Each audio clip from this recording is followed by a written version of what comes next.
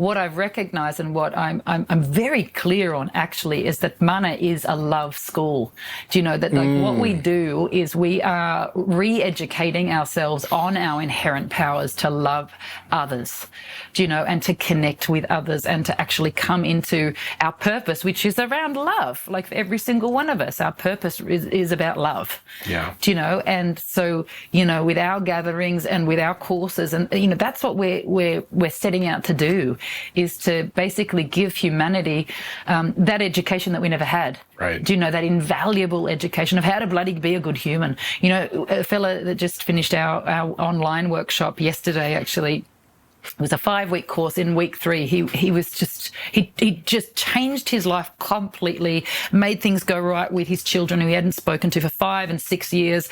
You know, his relationships, like just unbelievable change in 2 weeks. And he said, you know, what is this life? We have to go and get a permit to drive a car. Like we have to sit a test to drive a car, but there's no test. There's no training on how to live a life. Right. Do you know how to drive a life? You know, how to drive a heart through a life successfully, safely. Do you know, we're not taught these things. And, you know, I have a big vision to get these 10 keys into the education system and into jails and into places where, you know, we have people who are sorely misunderstood and powerful hearts that, you know, if they came online, do you know, like we'd see rapid change, do you know, but with the kids, you know, like we're taught the most inane things. I mean, it's like, why are we teaching? I mean, everyone has their own opinion about this, you know, but my opinion is about the education system. Well, yeah, and what we're teaching kids, you know, what we're putting into their minds. Yeah, we're teaching them from a capitalistic perspective of competition, and that the goal is to acquire. But to acquire what? Material possession. Like those who have acquired material possession in the greatest ways, like the Jim Carreys and the ones that get to that mountaintop. Yeah. And they come back to all of us and tell us, like, it's not here, guys. They're all saying it. They're all saying it. You can have all the material possession in the world, and if you still have that void, that emptiness because of a lack of community and connection, it's like it's not working. That's right. So our priorities are wrong, and where I feel, you know, the real value in this life is in relationships. That's it. It's in our relationships. I mean, like when I think on my life, you know, I think to my mother, obviously, like my first relationship. Yes. But I think about like the childhood friends that I have. You know, when I think about my childhood, it's not really about the toys that I had. No. It's those friendships. Yeah. It's those moments of like uncontrollable, spontaneous laughter. Yes. That can only happen with a group of people. Yes. You know, those are the moments and the things to be cherished. But our priorities are all in this stuff. Our priorities are in the wrong place. And so like, maybe reeling that education into just like valuing relationships. That's right. And this speaks to me of another one of the keys, which I mentioned to you earlier, which is flows. Yes. And looking at, you know, we're talking about what is blocking the heart. And what I found is what brings the greatest richness, or has done in my life, like where I just actually feel like the richest woman on the planet.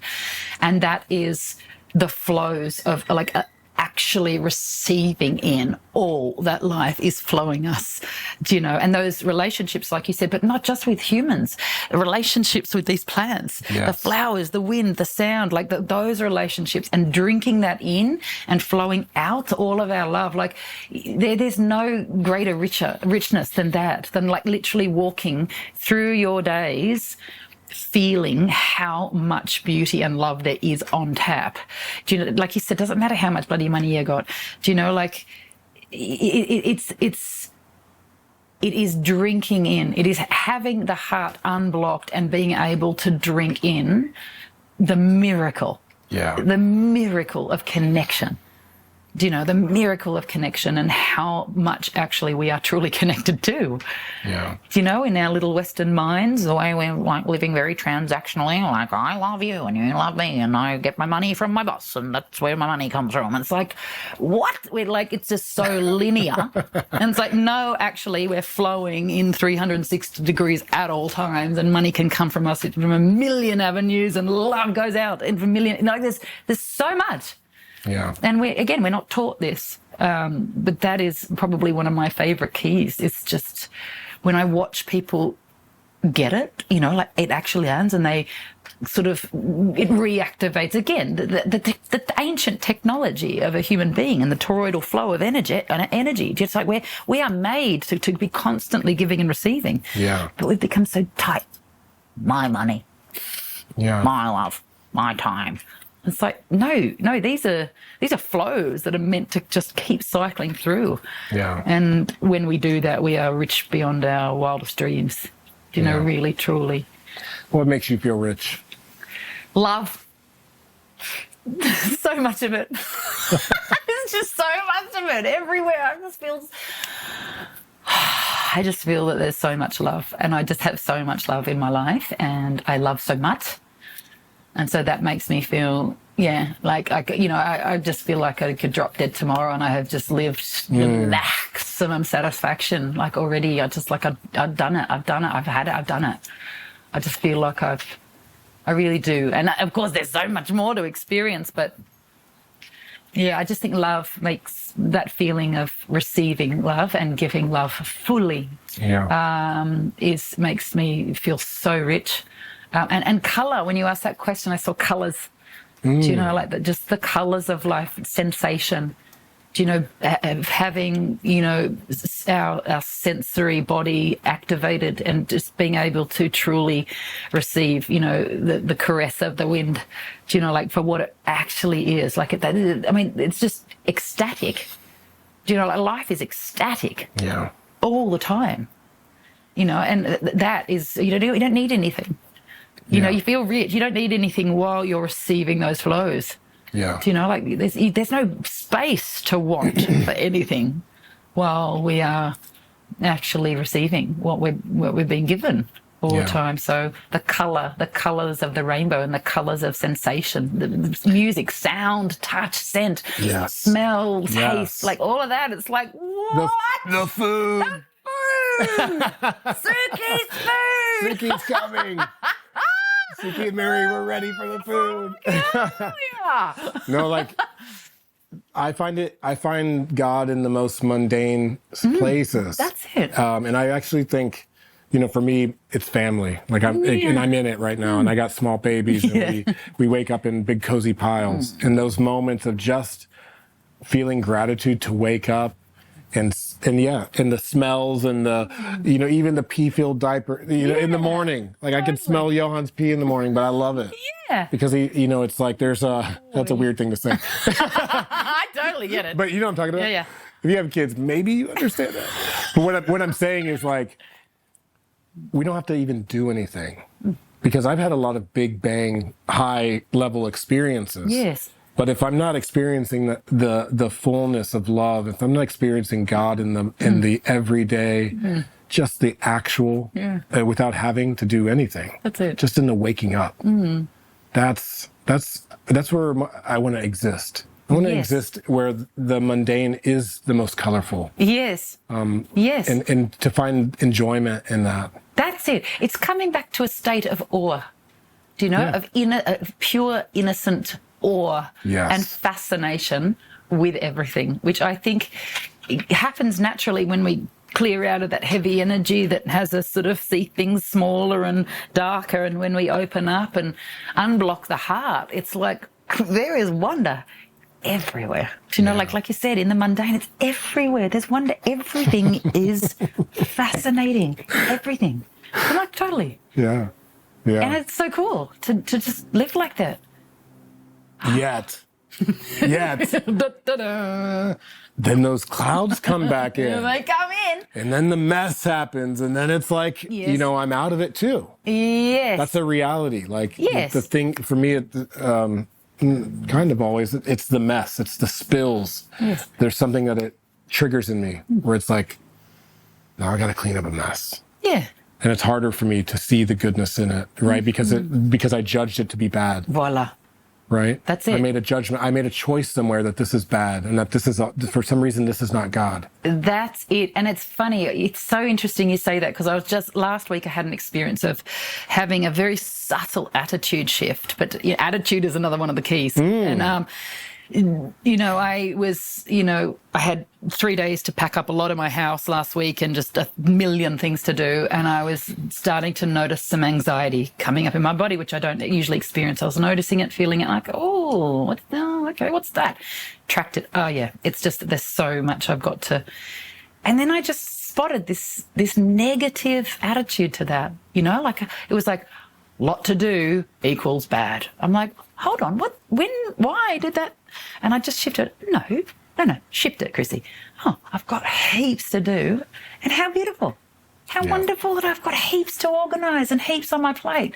And it just instantly dissolved the anxiety, and I was able to instantly come back into presence and connection with the people I was with. And it's like, just that attitude shift. Yeah. That's my reframe always. It's interesting that you said a full plate, because that is my reframe for like busyness or having a lot. It's like, no, I have a full plate in front of me, and I love to eat. And like, I know what to do with a full plate. Or reframing it as like, I have this wonderful meal ahead, things to tend to, things to whatever to consume. Versus like, I'm so busy, I'm so bogged down, like it's a mountain to climb versus like a table to set and a meal to enjoy. Yes. And an experience to have. Yeah, that's right. Yeah, we're lucky. We're lucky to have a lot of things to do and a lot of responsibility, and what an absolute blessing. Yeah. Reframe. Yeah. And maybe if we're feeling the heaviness, it's like maybe we're being responsible for the wrong things or for things that aren't serving us. Because that's also a reality. Sometimes we're showing up to actually, not that it's the wrong thing, but maybe something that's not in alignment with our true nature or where we're headed. Yes, I would agree with that. It's always pays to just keep reassessing.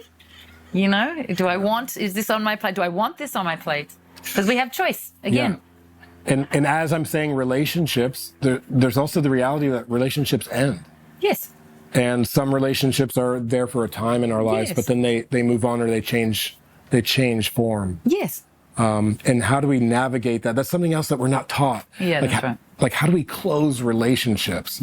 We're shown so many love stories, from the movies and from the portrayal of love. And it's always about like the coming together. But we're not shown how to end relationships. Yes. We're not taught like how to expect relationships to end almost. Yes. That's right. Yeah. That's a reality as well. Yes, that's right. And it does sort of reflect in a great immaturity, in our society, and where people will hang on to a relationship for dear life, or and they're not even happy in there, or exactly, or they're doing it for like all sorts of funny reasons. Yeah, and it's wild. Yeah, it's really wild. My late teacher Liz, we would talk a lot about right relationship. Where there is a bigger picture to relationship than just being with someone. Right. And for a lot of people, it's like, they want to be in a relationship because of a deficit of some a feeling of lack of something. So they reach out to be hopefully fulfilled by another. But I mean, that's a view of relationship, but it's quite a small picture. And the way that I like to view relationship is that we get into relationship for the collective. Yes. Like, how can we come together to serve? How will this union serve as many people as possible? And my teacher used to say, you've got to have a bigger picture to relationship. Otherwise it will fail. And she would always say, a lot of people make relationship the main trunk of their tree. That's their purpose. And again, okay, that's all right, sure, but we're better off to make purpose the trunk of our tree, so to speak. And when we go for purpose, right relationship just naturally comes off to the side of that. I like seeing it as right relationship, because even for Hannah and I, the purpose of our relationship is to be in service to our family. Beautiful. And so we have things that come up between us. If we hold the awareness and perspective of what's right, what's best to be in service to our family. Beautiful. It's a much better perspective to be able to use our discernment of like what's actually needed here. Yes. And maybe to come out of the individual stories. Yes. And come back to the greater story. Yes. The greater purpose of serving the family. That's it. And then there's the human family that we're we're kind of, Yes. in service to here. Yeah, that's right. Yeah, I think it's an interesting area, this relationship, because of the way it's portrayed through all the media, like you said, and we've shown all these, fairy tale stories, and little girls are reading fairy tale books and waiting for Prince Charming to come along and sweep her off her feet. And there's a lot of programming. Yeah, and that happens. It's just like this much of it. Yeah. I mean, like, those stories happen. It's just like, Yeah. it's only like this much, and life is like this. You know that's what I mean? right. So there's so much more to explore with it. Yes. And so bringing it to the education, I would love to see Sons Youth in schools. I would love to see humanity, the workshop, the 10 keys. In schools. It's happening. It's happening. Oh, I'm fixed on it. Like, I'm going for that. Yeah. I'm ready This work is really about education ultimately. Yes. And I think broadly, we all have our own experiences within the education system. And I know if I was in more relational elements with schooling, man, because of the things I loved was like lunchtime and recess. Yeah. Because we're in relationship. Yeah. Otherwise, I'm like in my box again and judging myself, comparing myself to others. Yeah. And so what does it look like to bring humanity into schools? Far out. It looks good. It looks good. It looks real It's a good. good look. It's a good look for It's humanity. good on humanity to learn a lot more about love and taking care of each other. Shit. Yeah. Yeah. Cool. We have many brothers in our community who are also about this, bringing education. We're talking about bringing Sacred Sons to college campuses. Awesome. Why not have men's circles available every week on college campuses, not just your frat party or, but like actual places to go for young men, for young women, to be honest, to connect, to, for all of the reasons. That's it. And it's a universal happening in that they're wanting it more and more. Totally. The young ones, everyone's wanting it more and more. Yeah. They really are, if they realize it or not. Even if they're not acting it out in the 3D yet, somewhere spiritually, these seeds are developing throughout humanity, where we are wanting more and more meaning and more connection and more sense of heart purpose. Yeah. Yeah. And so it's an exciting time to be alive. It's an exciting time to do our best.